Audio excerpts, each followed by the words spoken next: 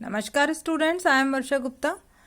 हम कर रहे हैं चैप्टर नंबर 11 के क्वेश्चन आंसर्स। अभी आपका सैटरडे को इसका टेस्ट है, तो इसकी प्रिपरेशन थोड़ी सी आप अभी कर लें, क्योंकि ये पेपर आपका कैसा होगा, सब्जेक्टिव होगा।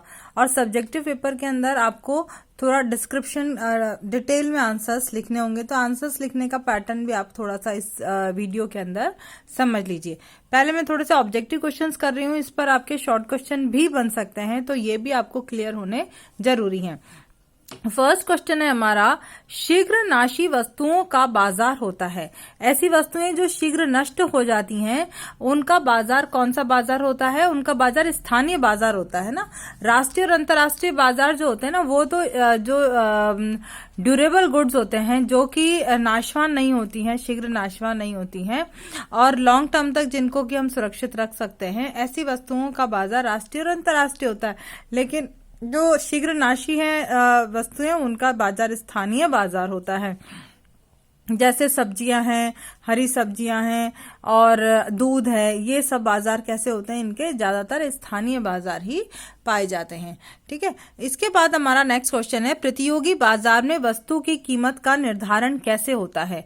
तो प्रतियोगी बाजार के अंदर, प्रतियोगी बाजार का मतलब यहाँ पर कौन से बाजार से? जो हमने पूर्ण प्रतियोगिता पढ़ी है ना, तो पूर्ण प्रतियोगिता बाजार को ही हम प्रतियोगी बाजार भी कहते हैं। तो इस बाजार के अंदर वस्तु की कीमत का निर्धारण कैसे होता है?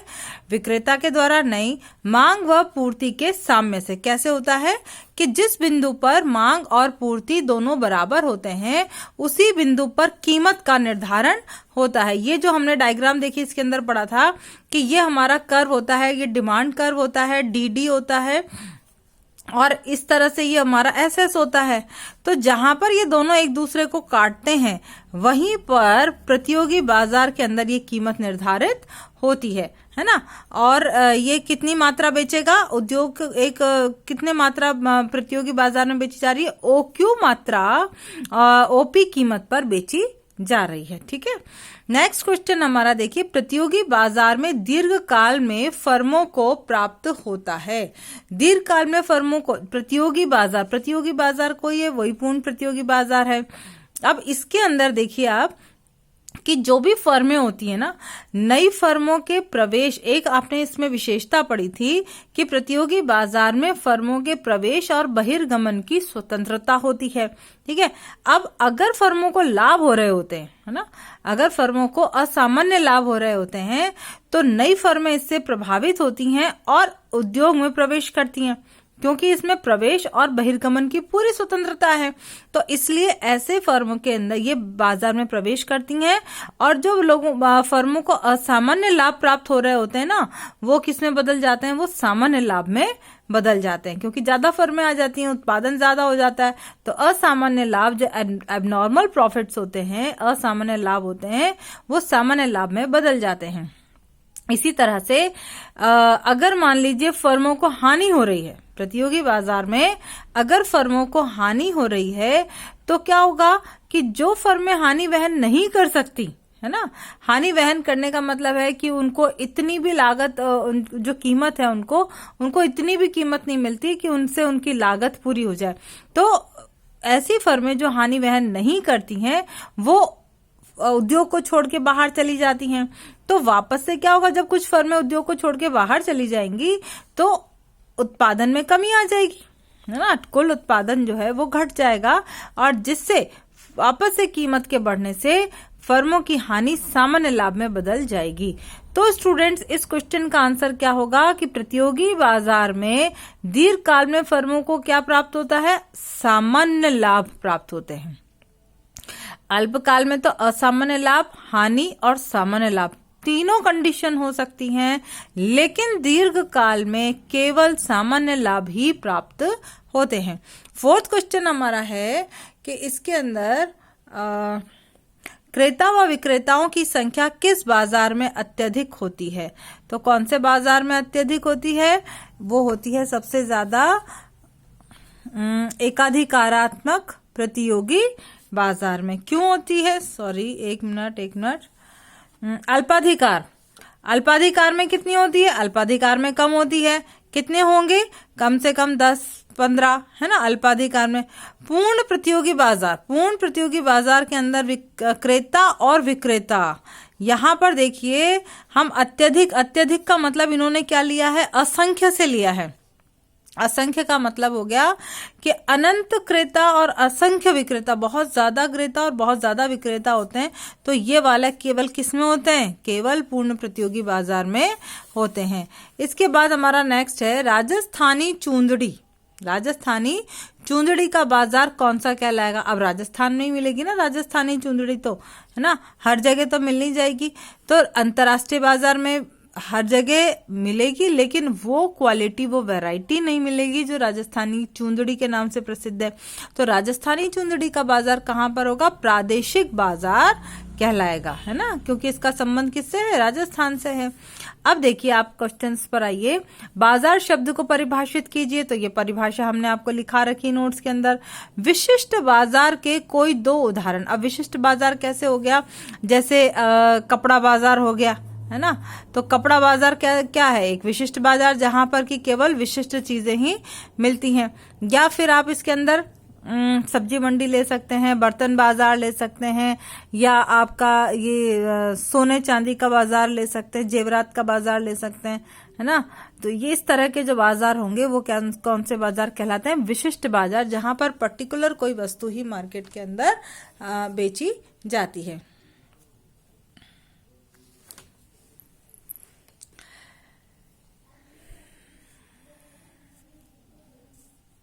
नेक्स्ट है क्वेश्चन, ऑनलाइन बाजार से आप क्या समझते हैं? अब ऑनलाइन बाजार क्या होता है? जहां पर हम ये देखो, ऑनलाइन बाजार की बहुत अच्छी डेफिनेशन भी आपको इसमें दे रखी है।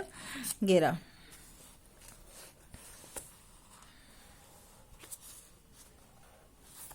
ऑनलाइन बाजार वर्तमान समय में छोटे कस्बों से लेकर महानगरों तक लोग अपनी आम जरूरत की वस्तुओं को ऑनलाइन मार्केट के माध्यम से घर बैठे ही क्रय विक्रय करते हैं। तो ऑनलाइन बाजार से आप क्या करते हैं, क्या समझते हैं? कि ऐसा बाजार जब व्यक्ति वस्तुओं को ऑनलाइन मार्केट के माध्यम से घर बैठे ही उनका क्रय विक्रय कर सकता है, ऐसा बाजार ऑनलाइन बाजार कहलाता है। अंडरस्टैंड? मैं दोबारा बोल देती हूँ कि जब उपभोक्ता वस्तुओं को ऑनलाइन मार्केट के माध्यम से घर बैठे ही क्रय विक्रय कर सकते हैं, तो इस मार्केट को हम ऑनलाइन मार्केट या ऑनलाइन बाजार कहते हैं। जैसे भारत में अमेजन, फ्लिपकार्ट, होम शॉप 18 आदि। ठीक है, ये एग्जाम्पल्स भी आपको याद होने चाहिए। क्वेश्चन आपके आ सकता है कि ऑनलाइन मार्केट के उदाहरण दीजिए, तो उदाहरण में आप ये दे सकते हैं। ठीक है, इसके बाद नेक्स्ट क्वेश्चन हमारा आता है, नेक्स्ट क्वेश्चन है पूर्ण प्रतियोगी बाजार की कोई 2 विशेषताएं। तो कोई सी भी 2 विशेषताएं। सबसे पहली विशेषता कि इसमें असंख्य क्रेता और असंख्य विक्रेता होते हैं। दूसरी विशेषता आप इसमें लिख सकते हैं कि इसके अंदर वस्तुएं कैसी होती हैं? समरूप होती हैं। समरूप वस्तुएं कौन से मार्केट में होती हैं? केवल पूर्ण प्रतियोगी बाजार के अंदर इसमें पाई जाती हैं समरूप वस्तुएं। ठीक है, इसके बाद नेक्स्ट क्वेश्चन है, खुदरा बाजार और थोक बाजार में अंतर स्पष्ट कीजिए। अब देखिए, खुदरा बाजार क्या होता है? जहां पर की वस्तुओं को जितनी क्वांटिटी के हिसाब से, है ना, जितनी आवश्यकता है उपभोक्ता उतनी मात्रा में इनको खरीद सकता है। लेकिन थोक बाजार में अधिक मात्रा में वस्तुओं को बेचा जाता है। खुदरा बाजार में वस्तुओं की कीमतें कम होती हैं, ज्यादा होती हैं, जबकि थोक बाजार में वस्तु की कीमतें खुदरा बाजार की अपेक्षा कम पाई जाती हैं। तो आप इसमें क्या कर सकते हैं? एक तो आप इसमें देखो 2 आधार पर, अब ये इस टाइप के अगर क्वेश्चन आ जाते हैं तो आप इसके अंदर आधार बनाएंगे। जैसे पहला आधार आपने इसमें बना दिया कि मात्रा, है ना, पहला आधार है मात्रा के आधार पर। अंतर आप बता रहे हैं, किस आधार पर बता रहे हैं? मात्रा के आधार पर। मात्रा के आधार पर आप इसमें लिख देंगे कि खुदरा बाजार में वस्तुएं अपनी आवश्यकता अनुरूप कम या अधिक मात्रा में खरीदी जा सकती हैं, लेकिन थोक बाजार में वस्तुओं को अधिक मात्रा में ही बेचा जाता है। ठीक है, और दूसरा आप इसका आधार बनाएंगे कीमत के आधार पर, है ना। दूसरा आधार क्या हो गया, कीमत के आधार पर, कि वस्तुओं को इस बाजार के अंदर केवल, ये देखिए ये खुदरा बाजार में मात्रा के आधार पर एक अंतर लिखा, दूसरा अंतर हम लिख रहे हैं कीमत के आधार पर,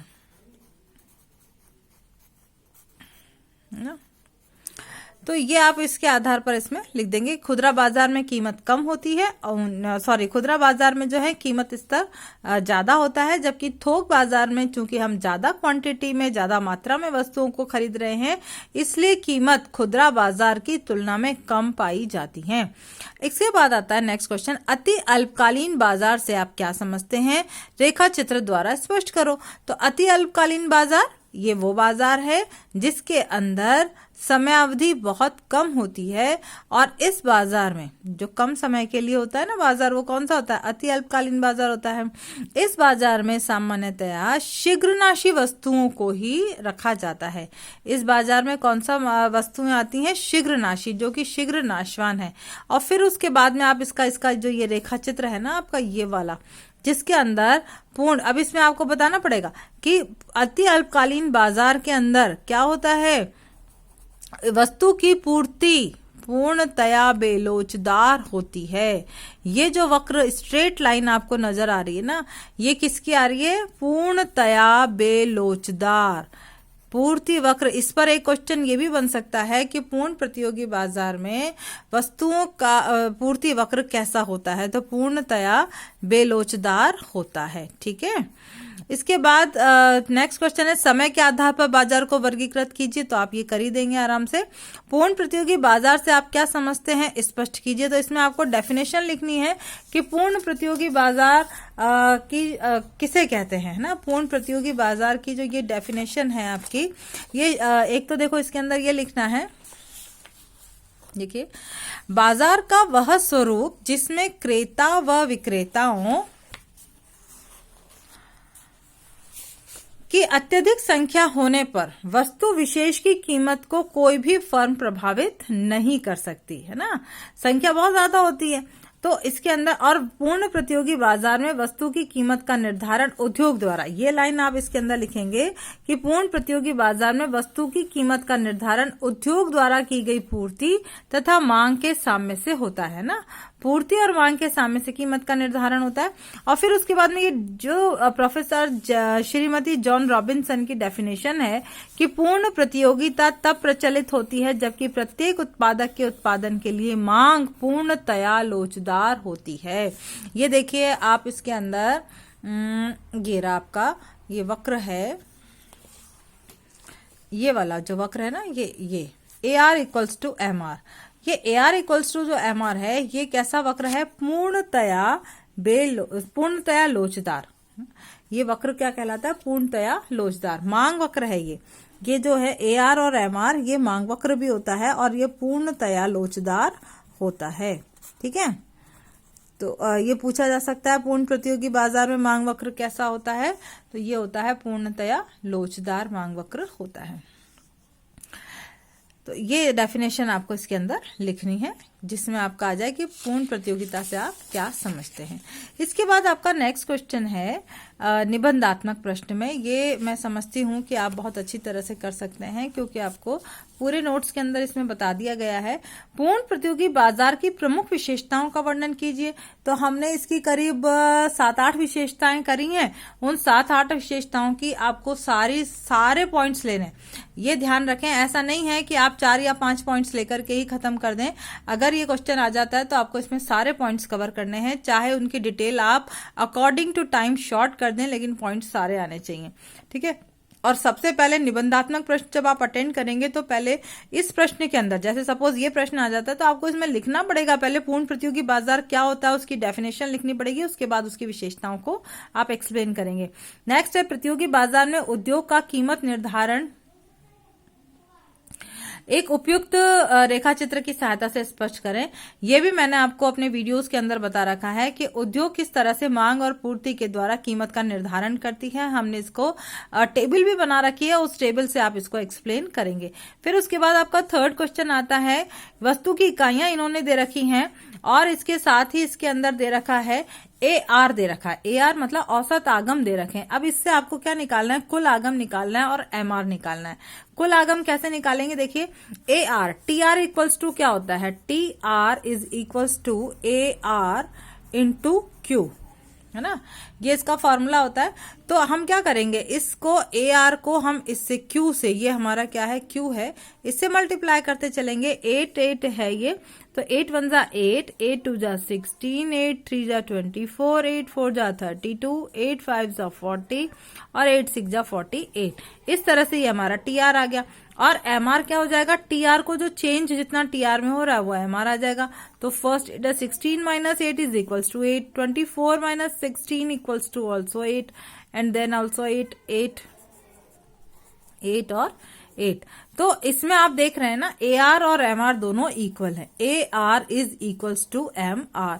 इसके अंदर क्या होता है, जो पूर्ण प्रतियोगी बाजार होता है उसके अंदर AR और MR दोनों बराबर होते हैं। हमेशा ये ध्यान रखने वाली बात है, ठीक है। और लास्ट क्वेश्चन है, पूर्ण प्रतियोगिता एक काल्पनिक अवधारणा है, व्याख्या कीजिए। तो इसको भी आपको, इसमें अपना जो लास्ट पैराग्राफ था हमारा, इसके थ्रू आपको ये एक्सप्लेन करना है कि पूर्ण प्रतियोगिता किस तरह से ये काल्पनिक है। यद्यपि ये बहुत ज्यादा डिटेल तो इसके अंदर नहीं हो पाएगी। ये देखिए, ये पूर्ण प्रतियोगिता बाजार के बारे में बताते हुए अब इसमें आपको क्या करना है कि शॉर्टकट के अंदर पूर्ण प्रतियोगी बाजार की कुछ विशेषताओं को बताना रहेगा और उसके बाद आपको ये पैराग्राफ एक्सप्लेन करना रहेगा कि पूर्ण प्रतियोगिता बाजार की उपयुक्त विशेषताओं को जानने के बाद यह स्पष्ट है कि वास्तविक जीवन में उक्त दशाएं हमें नजर नहीं आती हैं, है ना।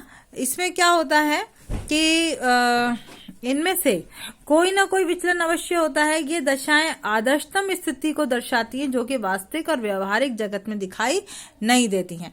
अब जैसे हमने इसके अंदर क्या पढ़ा है कि परिवहन लागतें नहीं पाई जाती हैं, है ना। पूर्ण प्रतियोगी बाजार में हमने देखा कि परिवहन लागतें नहीं पाई जाती हैं, लेकिन वास्तव में ऐसा होता है क्या, ऐसा नहीं होता। परिवहन लागत भी जो विक्रेता होता है वो अपने वस्तु के उत्पादन में शामिल करता है।